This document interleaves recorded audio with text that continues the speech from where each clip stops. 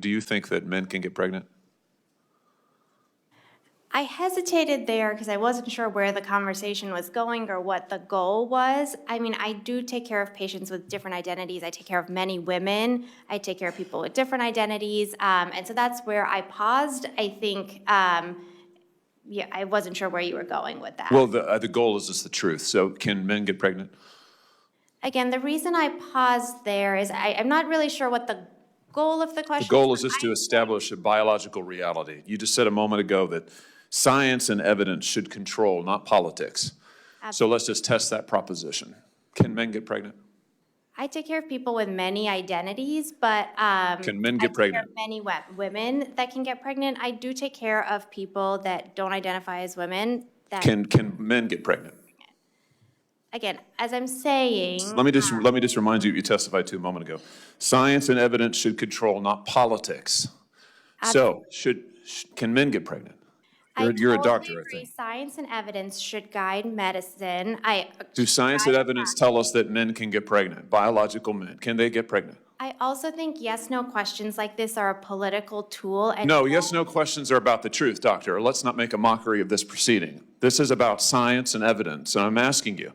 You know, the United States Supreme Court just heard arguments yesterday at great length on this question. This is not a hypothetical question. This is not theoretical. It affects real people in their real lives. And you're here as an expert, called by the other side as an expert, and you've been telling us that you follow, right, you're a doctor, and you follow the science and the evidence. So I just want to know, based on the science, can men get pregnant?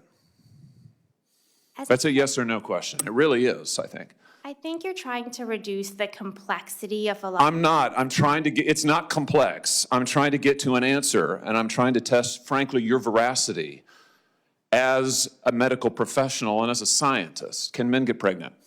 I think you're also conflating This is male extraordinary. female with No, I'm not conflating male and female. They're two different things. There's biological men and there's biological women. And I want to know, can men get pregnant?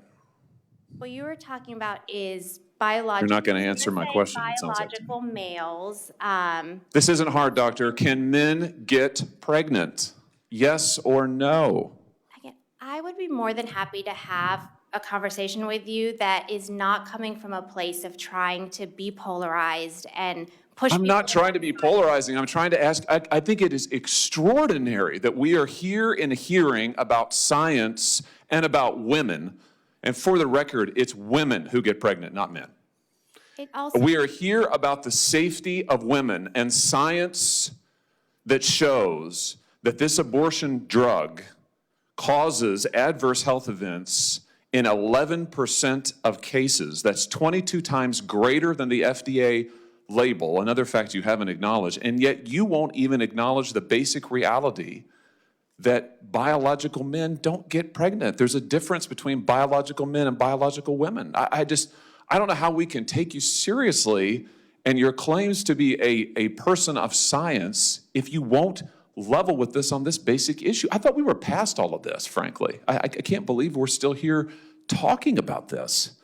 I am a person of science, and I'm also someone here who's here to represent the complex experiences of my patients, and I don't think polarized language or questions serve that goal. I don't think they serve the American people. It is not polarizing to say that there is a scientific difference between men and women, and I want this to be clear and for the record. It is not polarizing to say that women are a biological reality and should be treated and protected as such.